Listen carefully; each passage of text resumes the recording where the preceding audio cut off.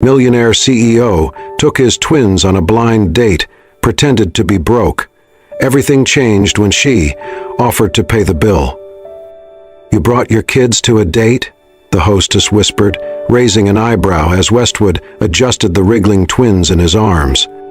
"Yup," he replied calmly, balancing a diaper bag on one shoulder. "It's not a date. Not really." The woman looked skeptical but gestured toward a table by the window. "You're in luck. Only one reservation with children tonight, table 5. Graham nodded, his heart pounding harder than any corporate negotiation he had ever handled. Wearing faded jeans and a plain t-shirt, he looked nothing like the billionaire CEO gracing Forbes's covers. His tailored suits and driver were traded tonight for a borrowed 2009 Honda Civic and 2 mismatched hairbands holding up Ella and Emma's curly hair. He set the girls down and helped them into booster seats. Emma immediately grabbed the salt shaker. Ella clutched her pink stuffed bunny and looked around. Graham took a breath, watching the door. He already knew the woman from the app had bailed. Her last message was curt. "Sorry, can't date a broke dad of 2. Good luck." He was about to gather the girls and leave when the front door opened, and in walked a woman with a tote bag slung over her shoulder and a paperback in hand. She scanned the restaurant, squinting briefly at her phone, then her gaze settled on his table. She walked straight toward him, smiling nervously. "Hi, I'm Sadie," she said, brushing her golden hair behind one ear. "Sorry I'm late. Bus was slow." Graham blinked. "Ah, I know, not exactly a grand entrance," she said, sitting down across from him, barely looking at her phone again. "But hey, you said window table with kids, so I figured this must be it." He opened his mouth to correct her, but then he looked at her, really looked. There was something quietly sincere in her eyes, something awkward but endearing in her smile, and behind all that, a weariness he recognized. "No problem," he said softly. "We just got here." Sadie glanced at the girls, who stared back, curious. "I didn't realize I'd be dining with such esteemed company," she said with a smile. Emma squinted. "Do you like cats?" Sadie chuckled.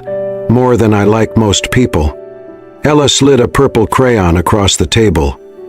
"Draw 1." And just like that, Sadie picked up a napkin and began sketching. Within minutes, the girls were giggling, pointing at her lopsided kitten drawing, completely enchanted. Graham sat back, stunned. The usual awkwardness of introducing someone new to his daughters was gone. This wasn't forced. It was effortless. Dinner arrived in a flurry of chaos. Spaghetti sauce splattered onto the table, orange juice tipped, and napkins were sacrificed in the process. Sadie didn't flinch. She helped Emma wipe her chin and shared a story about how she once slipped and fell, face first, into a birthday cake at the library. The girls burst out laughing. Graham felt something stir deep in his chest, something warm, unfamiliar. It had been years since anything felt this natural. Sadie didn't ask about his job. She didn't mention wealth or success or anything remotely resembling his public persona. She asked Ella what her favorite animal was. She listened to Emma's story about a magic rock she found, and when she caught Graham watching her, she smiled, not coyly, not flirtatiously, just genuinely. A server came by and placed the check on the table mid-meal. "Take your time," he said politely. "Dessert's next." Graham stared at the leather-bound folder. His hand went to his back pocket but froze. This wasn't his car. These weren't his jeans. He wasn't even sure there was a wallet in them. For a moment, panic flared in his chest. Sadie noticed. She did not make a scene. She simply pulled out her worn leather wallet, slid out a card, and handed it to the server, with a soft smile. "It's fine," she said, brushing a strand of hair behind her ear. "I've had worse dinner dates." Graham turned to her, stunned. "You didn't have to—" "I know," she interrupted gently, "but I wanted to. You looked like you needed someone to just be kind." He fell silent. The noise of the restaurant faded around him. It was not about the money. He could buy the entire block if he wanted to. But in that moment, it was about the way she saw him, not the Westwood of headlines and shareholder meetings, but the man fumbling with booster seats and juice boxes. A man who was trying. He looked at her. Really looked. She had soft lines of weariness around her eyes, probably from too many late nights with books, not parties. Her blouse was simple. Her nails were unpolished. She was not trying to impress. She was just there, present, human, kind. The restaurant began to thin out, but their tables stayed warm with laughter and crayons. Sadie reached for a breadstick and broke it in half, offering one to Ella while continuing a story about her childhood. "I grew up in a house where money was tight," she said, eyes distant with memory. "But we had books, stacked in every corner, on every shelf, even on the floor. My mom used to read to me every night by candlelight when the power went out. That is why I became a librarian. Books made me feel rich, even when I had nothing else." Graham listened intently. There was no envy in her voice, no longing for what she had missed, just quiet gratitude for what she had been given. It struck him deeply. Most of his dates had wanted to know about his house in Aspen, or what kind of wine he liked, or how many cars he owned. But Sadie never asked a single question about his career. She did not seem to care what he did, only who he was. And for the first time in years, Graham felt seen. "You must love your job," he said. Sadie nodded. "I do. The kids who come in after school, they light up when I remember their names or set aside a book just for them. It is small, but it matters. At least I like to think it does." Ella leaned her head on Sadie's arm, and Sadie gently brushed a crumb off the child's cheek. "These girls," she whispered, "are something special." Graham swallowed hard. "They are my world." When the meal ended, Graham stood and offered to walk Sadie to the bus stop, or at least give her a ride. "It is not a fancy car," he said with a wry smile, "but it gets from point A to point B." Sadie hesitated, glanced out the window. "It's okay," she said softly. "I like the walk. Helps me clear my head." He tried not to look disappointed. "Of course." She gave a little wave to the girls, bent to kiss Ella on the forehead. "Thanks for the cat drawing, artist."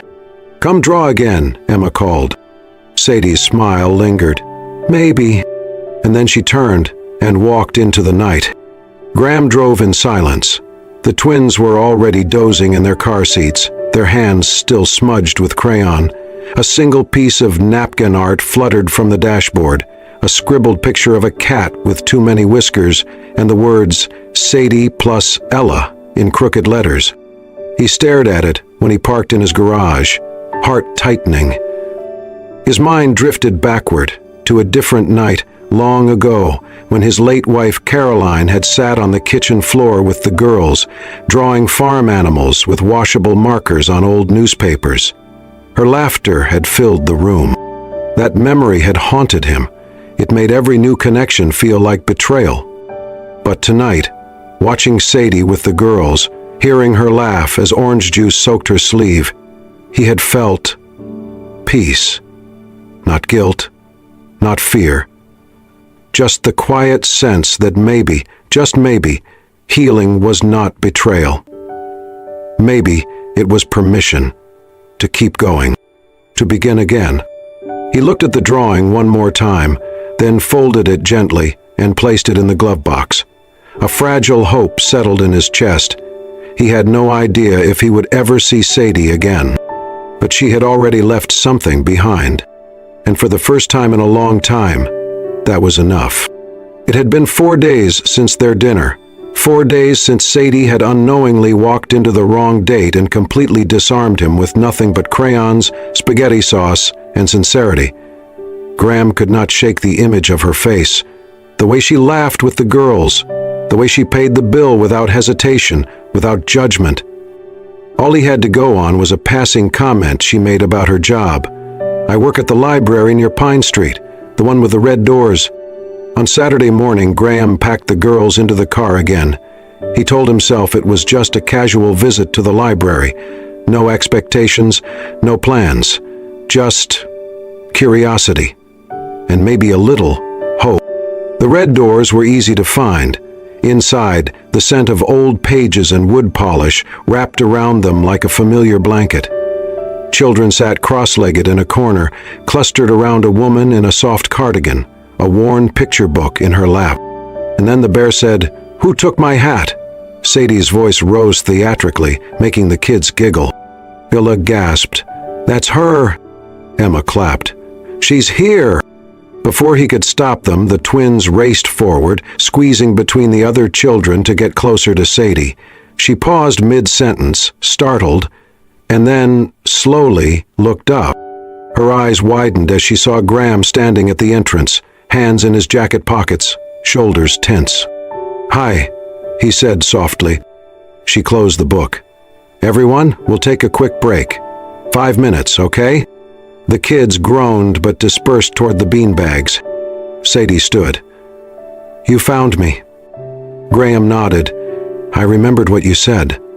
About the red doors." The silence that followed was thick, not hostile, but uncertain. Ella held up a folded piece of paper. "We made you another drawing." Sadie took it with a soft smile. "Thank you, sweetie." Then her gaze shifted back to Graham. "You were not the man I was supposed to meet that night." "No," he admitted. "You were meeting someone else." Sadie crossed her arms. "Then why did you stay?" Graham inhaled slowly. "Because I could not walk away. Not when someone finally saw me. Not Westwood, the CEO, or the guy with a ridiculous net worth. Just me. The dad trying to keep it together. The man who misses his wife. The man who needed a night that did not feel like a transaction." Sadie's lips parted slightly. Her expression was unreadable. "I didn't lie," he said quickly. "I didn't pretend to be someone else. I just didn't correct you.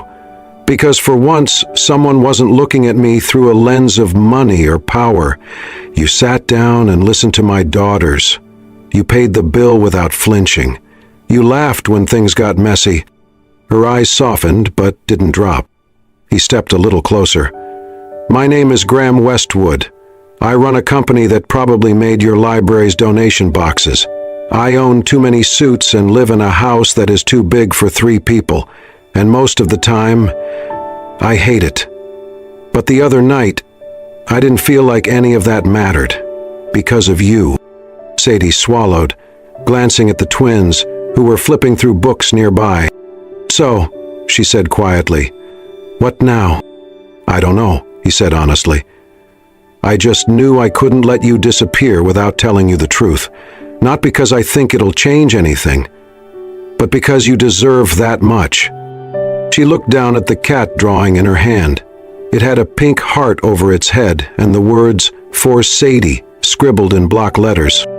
"What I saw that night," she murmured, "was real. The way you looked at them, the way they looked at you, the way you watched me. Like you were seeing something that scared you. That wasn't fake." "It wasn't," he said. She met his eyes again. "But I need time to figure out what's real when everything else around you feels complicated." He nodded. "Take all the time you need." A long pause hung between them. Not goodbye. Not yet. And that, for the first time, felt like enough. In the days that followed, their meetings were small, quiet things. Graham brought the twins to the library more often, on purpose, of course. Sadie would smile when she saw them enter, always pretending to be surprised. They met at the park once, too, the girls running barefoot through the grass, while Sadie read aloud from a children's novel. Graham sat on the bench, watching her, realizing how her presence made even an ordinary afternoon feel significant. Not flashy, not dramatic, just steady. Then, one Friday evening, a folded piece of paper showed up in Sadie's mailbox. childlike handwriting scrawled across it. Dear Ms. Sadie, come eat dinner with us. We made drawings and cookies. Love, Ella and Emma, and Daddy too. Sadie pressed her hand to her chest and smiled, already knowing she could not say no. That Sunday, Graham drove them to a small cottage tucked away at the edge of town. This was my mom's house, he explained as they pulled into the gravel driveway. I keep it just as it was.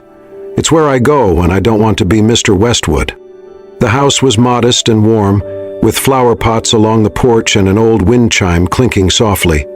Inside, Ella and Emma had transformed the living room into a gallery of crayon masterpieces taped to every wall. Sadie laughed as she walked in. You weren't kidding about the drawings.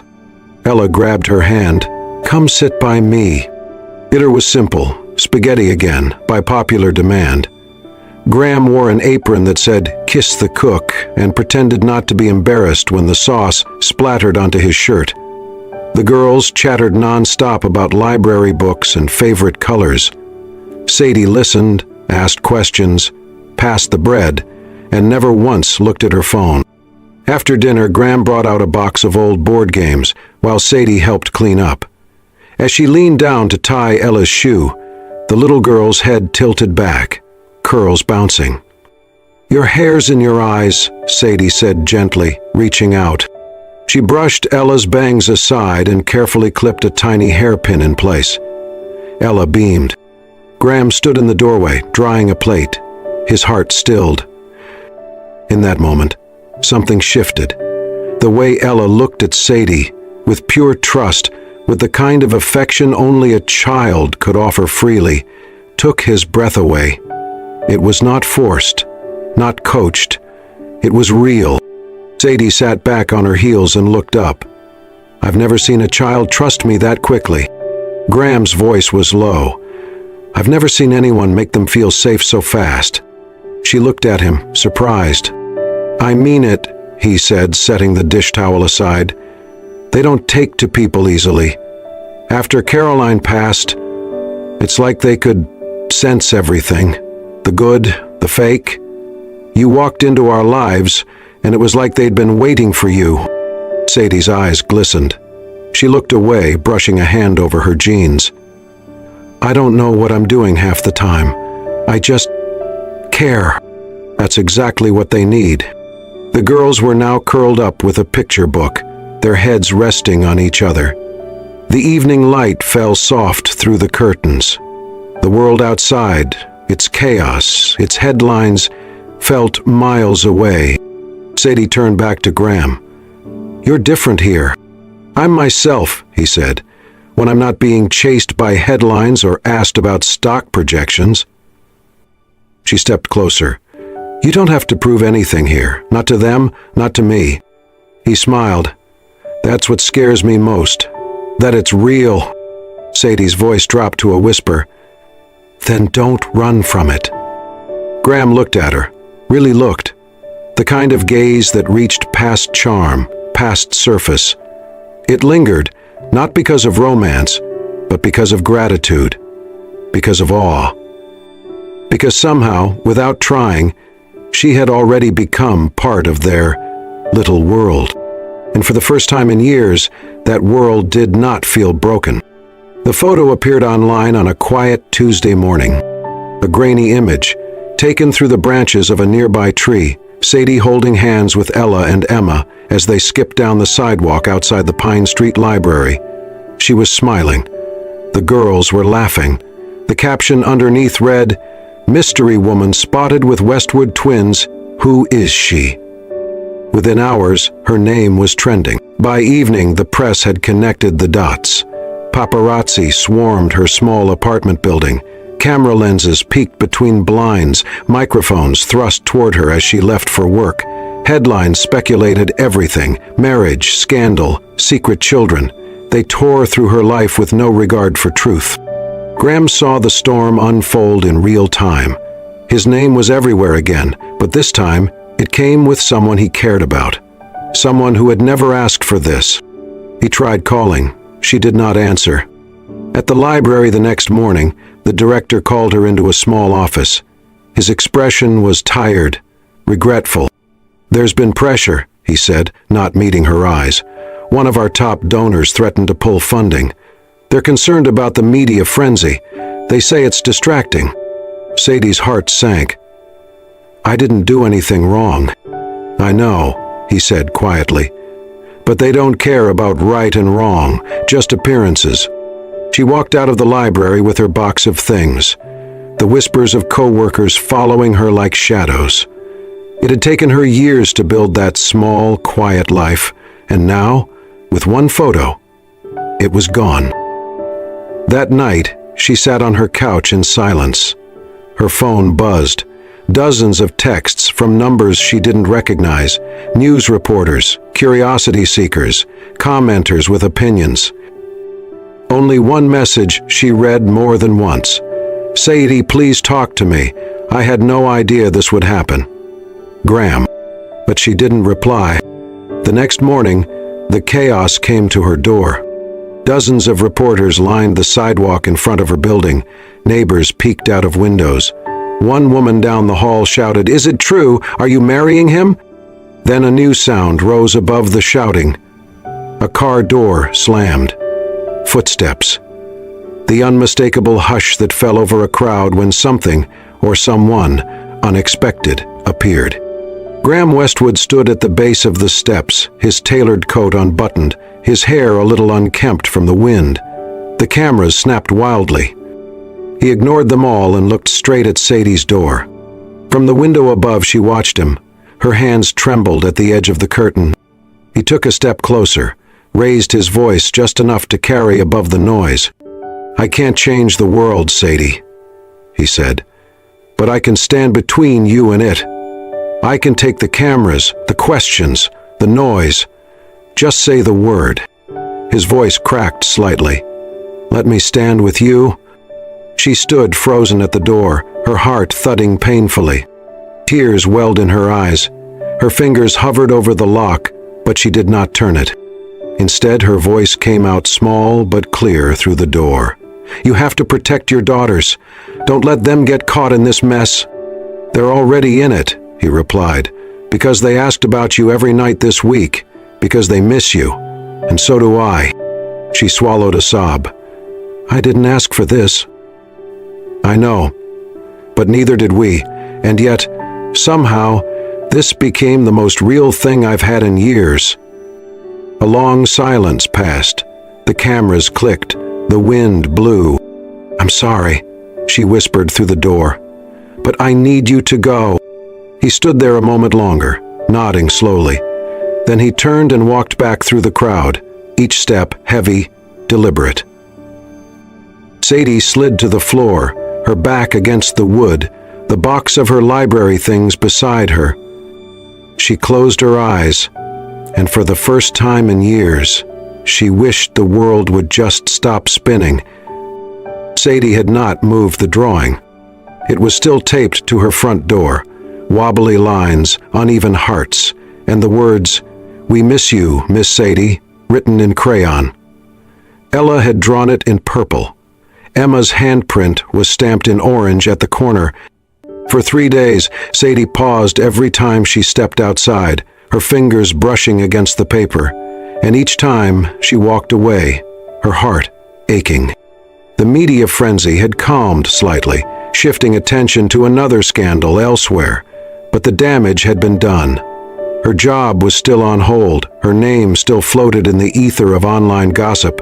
She told herself it was better this way, distance, silence, no attachments. But every night, she dreamed of small hands in hers and giggles over picture books. She missed the messy dinners, the chaotic drawings, the warmth that had once filled the small house on the edge of town. She missed them. At Graham's home, silence had settled in, thick and hollow. The girls noticed it more than he expected. They did not understand public scrutiny or donors pulling support. All they knew was that Sadie had vanished. On the third night, Emma climbed into his lap just before bedtime, her eyes glossy with confusion. "Is Miss Sadie gone forever?" she asked. Graham brushed a tear from her cheek.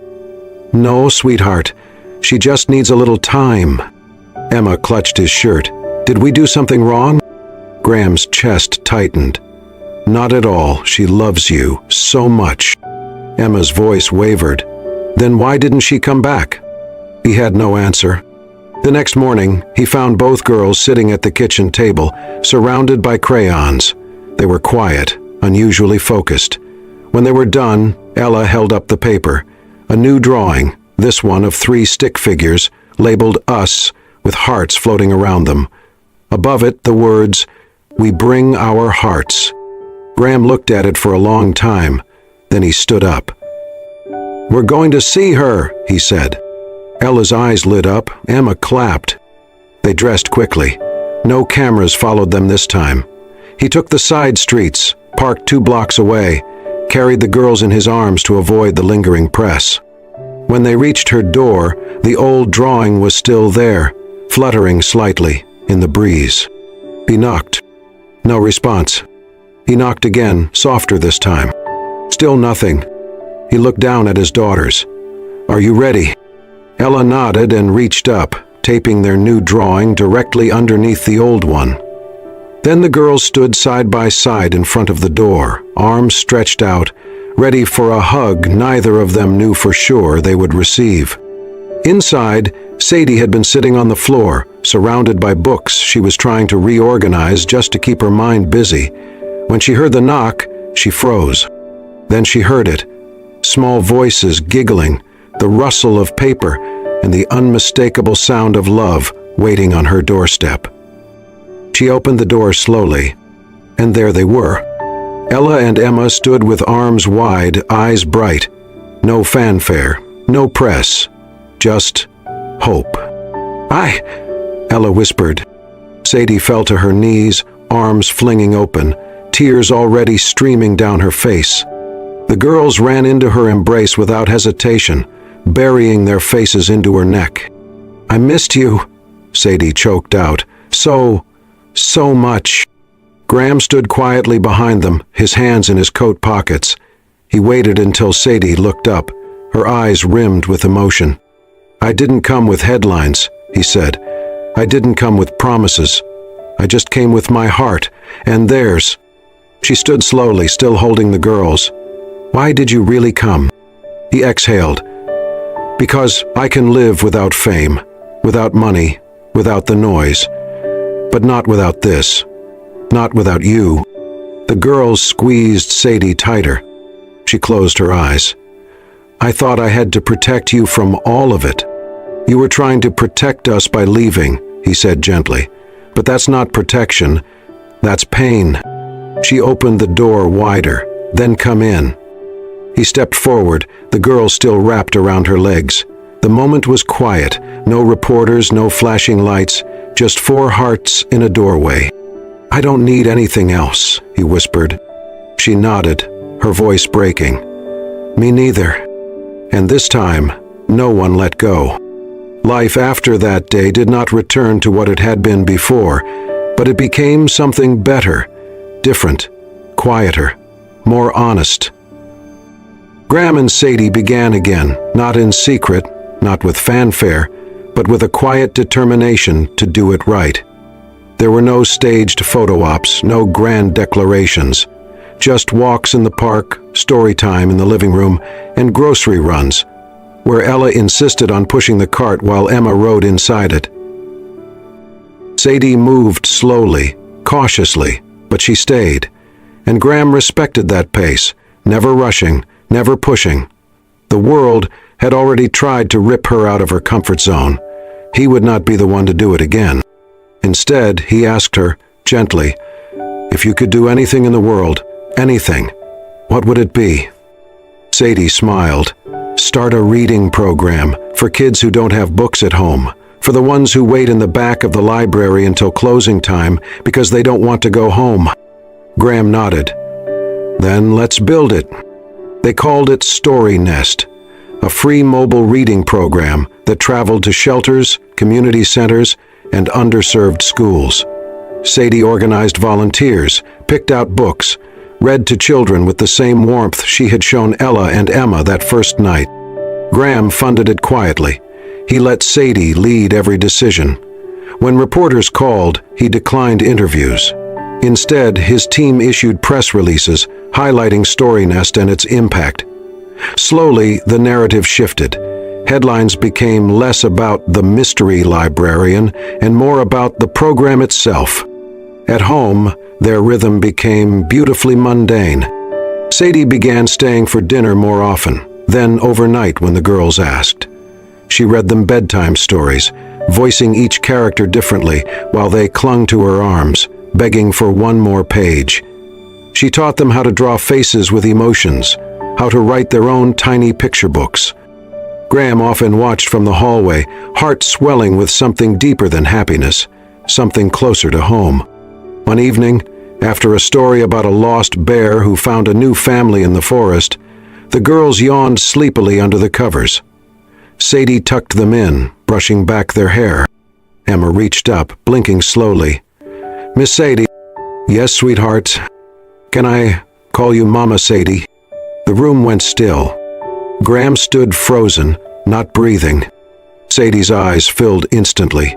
She dropped to her knees beside the bed, clutching Emma's tiny hand. "If that's what you want, then yes, of course you can." Emma nodded, curling closer. Ella reached out for her, too. Sadie kissed their foreheads gently, her tears falling silently. Graham stepped into the room then, sat on the edge of the bed, and took Sadie's hand in his. He did not speak. He did not need to. The girls fell asleep holding onto her fingers.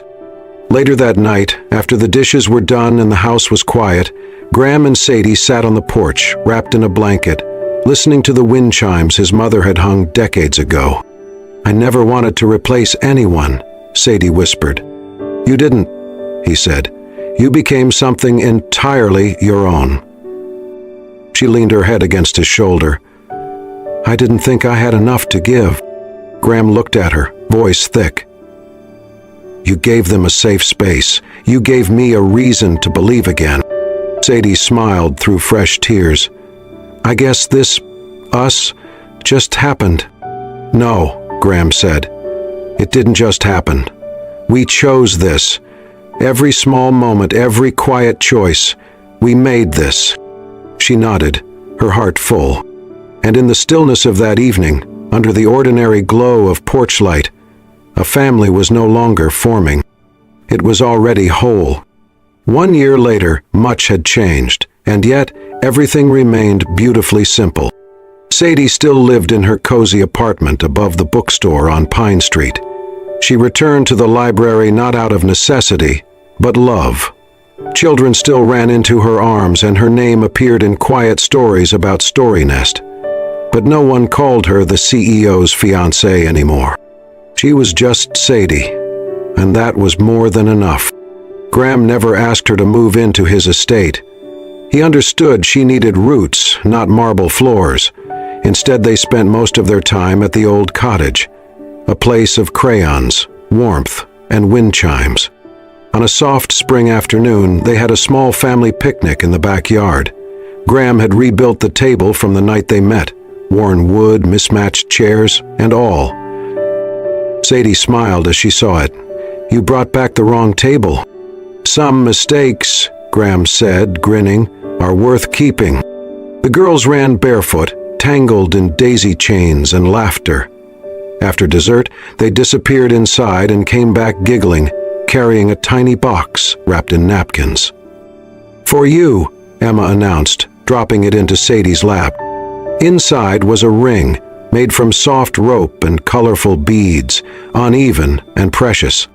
"We made it," Ella said. "It's your special ring." Graham knelt beside her. His voice trembled. "I used to believe I'd only be loved for what I had, my name, the money. But then came a wrong table, 2 little girls, and a woman who looked past all of it and saw me." He took her hand. "I'm not asking for a headline or a grand ceremony, just this. Be you, with us, with them. Be the heart of this home." He paused. "Sadie Quinn, will you marry me?" Sadie laughed through her tears. She looked at the homemade ring and slipped it onto her finger. "We've been a family for a while now. You're just catching up." The girls squealed, circling them with hugs and giggles. There were no cameras, no breaking news, only sunlight, wind, and two children who had unknowingly crafted the most unexpected love story. That evening, as the sky turned gold, Graham and Sadie sat on the porch swing, arms wrapped around each other. "You weren't the wrong woman," he whispered, "just the right one, at a table no one expected." Sadie smiled. "And you were never the billionaire. You were the dad with kind eyes and spaghetti on his shirt." In the quiet of that ordinary day, they began the rest of their lives. Sometimes, love does not come with perfect timing. It arrives softly, sits at the wrong table, and turns your world right.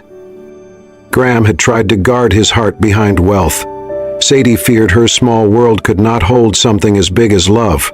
But in the end, it was not the mansion or the money. It was bedtime stories, crayon hearts, and a woman who chose to see the man, not the name. Thank you for being part of this soul-stirring journey of love, healing, and hope. If this story touched you, if it reminded you that home is where the heart is, not the headlines, then please subscribe to Soul Stirring Stories. We bring you real emotional tales that heal, inspire, and stay with you long after the screen fades to black. Until next time, stay kind and never underestimate the power of a wrong table, two little hands, and a heart that chooses love. Subscribe now